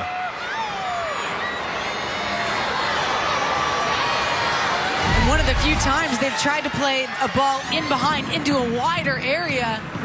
This ball's laced by Bjornen, and then Nair off her line. The poor communication between her and Sauerbrunn. She's trying to just shepherd that ball back to her goalkeeper, body off her player, but Jakobsen gets that touch on it, and then Nair way out of position, and Hanvegård with a cool finish because there was still a defender to beat. So 1 goal and 13 international appearances for the 22-year-old Hanvegård, and she's got 2 in about 5 minutes here. Coming on as a sub, and how does the U.S. react to this?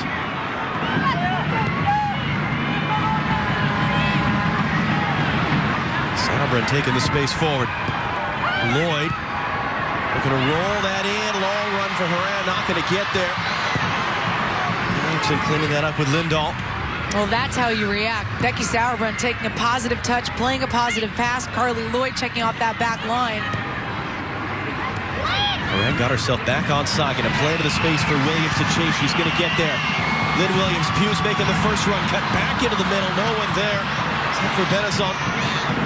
Short stepping forward to pick off the pass. Jakobsen goes to ground. Short went down as well. It's going to be a penalty.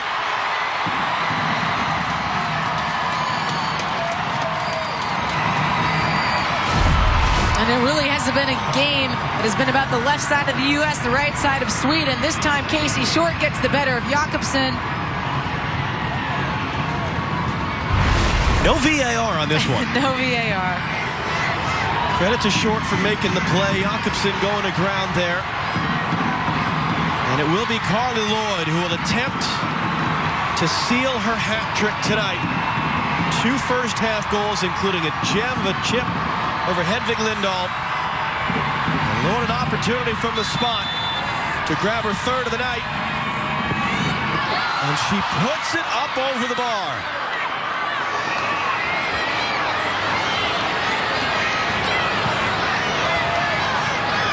Did not see that coming. Well, here's a look at the foul on Casey Short. Jakobsen trying to recover. And I think Casey Short trips herself up before Jakobsen even gets there. And then Lloyd blows that one over the top.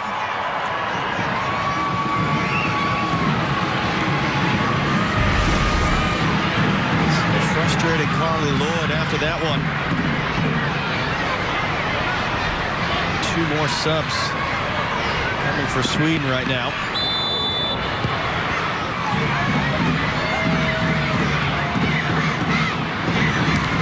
Samuelsson, who's on now, a player that had been a regular for them at the 2015 World Cup and the Olympics. A series of injuries keeping her out from this last World Cup, her first appearance in over a year for a former teammate of Heather O'Reilly's at Arsenal. And Yanogi as well coming on. She's made her debut in January and has been climbing the charts quickly. So 6 subs in total made by Sweden now tonight. The U.S. have made 4. And Yanogi's a spark plug off the bench. Player that's so good running at the opposition. Sofia Jakobsen. Play into the space there for Kalashi to chase. And Sauerbrunn cleans it up. And there sends it right out. Well, this thing has a really different feel to it in the last 10 minutes or so. The first 70. Jakobsen getting a dangerous cross in. Sauer was defending there. Moran comes away with it. Williams wants the ball to chase. And it's not the right angle. And final substitution for Sweden. And look, it can be the substitutions. You talked about the break of rhythm that happens when players come into the match, but I also think as soon as Sweden scored that goal, it becomes more difficult for the U.S. to play out. They're under more pressure mentally. Now the second goal comes in, and they just don't look as confident when they're trying to play out of the back. The resolution has to be there. View from short. Lloyd wants it through. She's going to get it. Flag comes up for offside. The play's dead.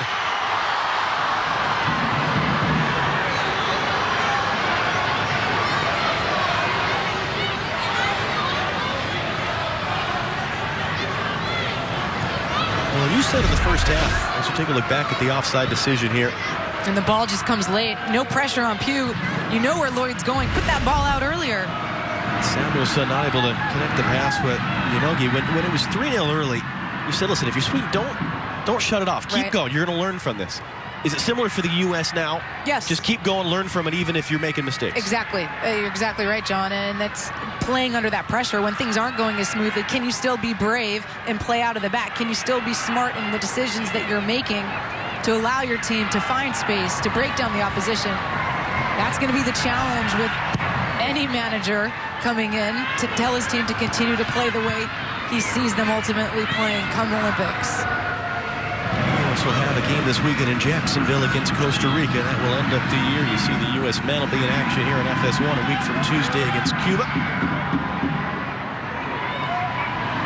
As the American soccer year comes to a close. MLS Cup this weekend. We saw the NWSL final recently. USL final coming up this weekend as well. We'll rest up and load up and go back at it in 2020. That broke down there for Jakobsen. Pugh stepping in. Sauber again looking to play a direct pass, but it's out past everyone. A different look for Sweden with some of these substitutions with Kulashi in that 10 role. Very different from Aslani. She's not as slashy as a player, but she's going to connect. And you're seeing what impact Benison can have. Different questions being asked of the U.S. right now. Again over the top, short trying to recover on the ball for Jakobsen. Who gets across in the middle. Dawn Kemper was there. Jakobsen with the speed to keep it in play. Then trying to get in the middle for Kulashi. Flag's going to come up for offside as Yonogi was trying to get herself back onside. Catherine Nesbitt, who was an assistant referee at the World Cup, making that call. Well, what's he thinking now? First half you said he would be just, thank you, I'm happy at 3-0. What does he think about things now? He's like, hold on, give me the W in my first cap as a manager. No, I mean, with this team, I think you've got to continue to encourage them to play out, but you're sitting up 3-2, 5 minutes left in the match. You also have to have end-of-the-match tactics, and that's something that's important. Sauerbrunn stepping in there. He was able to keep under pressure, couldn't connect the pass with Pugh. I guess this is going to have a few more grays by the end of his tenure. It always seems to happen, doesn't it?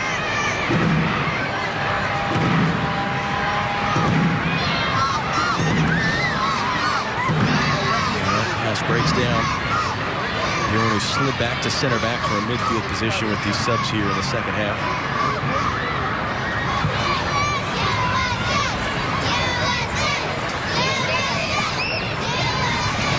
The teenager Benison stepping in there to try to win the ball, though Pugh picks it back up for the U.S. Now can they keep it?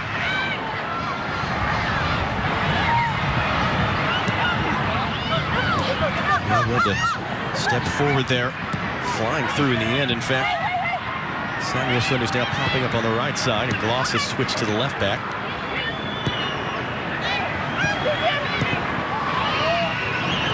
Short intercepting that one.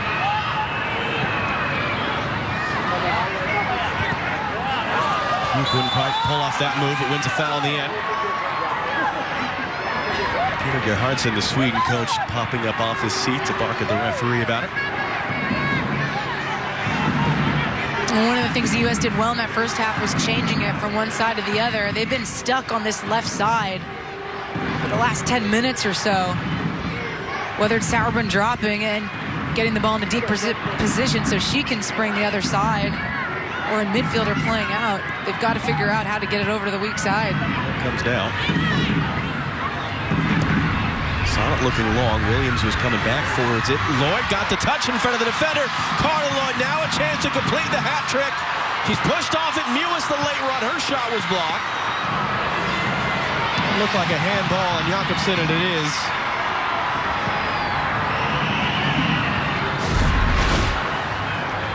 Well, initially I thought this was going to be a poor pass, but Carly Lloyd does incredibly well to beat it. Eriksson there, and then cuts across the middle. I think she's got to release that ball sooner. But you can't blame her for thirsting for that one. She's had such a good night.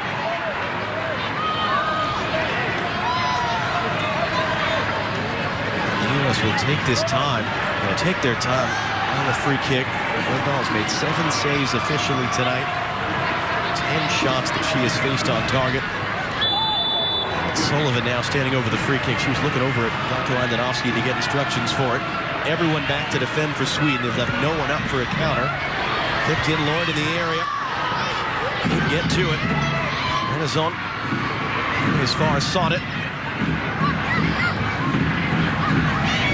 Pass to Janogy now. Eriksson on the near side, and it's good work tracking back there by Williams to prevent that pass. Mewis into the space for Lloyd. Bell's going to come all the way out there to pick this up.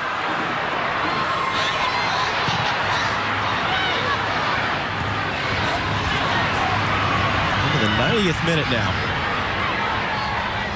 Out from downstairs of 2 minutes. Stoppage time on the way. Well, really, all said and done, it's a pretty fun night. 5 goals tonight. We've seen interesting things from both of these teams. Great rivalry renewed. The pressure again. Williams picking it up. With Sullivan doing the work up front. And that's going to be a free kick for the U.S. and a yellow card coming out. Helena Eriksson shown it. And it's become incredibly open in these waning moments. The clip on Williams. And the U.S. just lost a bit of the control of the match in the second half. So into 2-minute stoppage time. Trying to catch her breath from that sprint out of her box up in the midfield. And Sullivan again to play this ball in. And Sonnet peeling away on the far side as an option. She'll get it.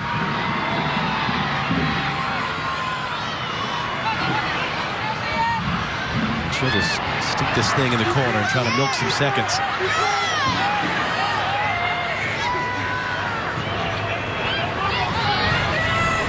Sullivan, Sonnet, trying to return and does.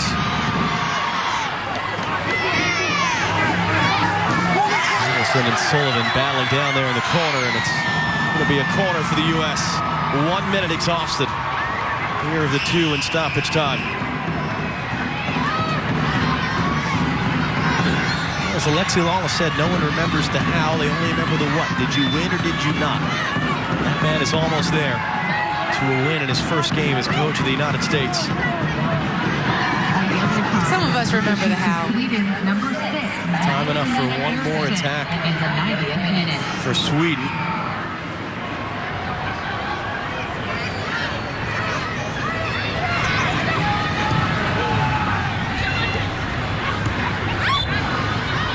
Janogy there committing a foul, coming up over the back of Sonnet.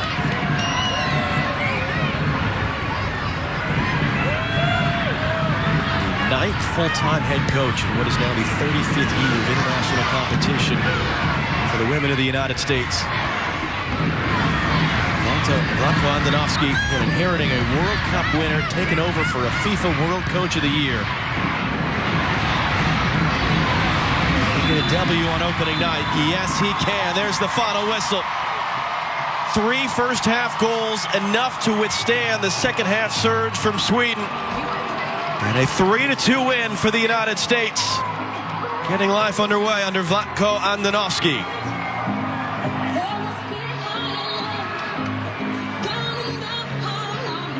Allie, what's your takeaway from this?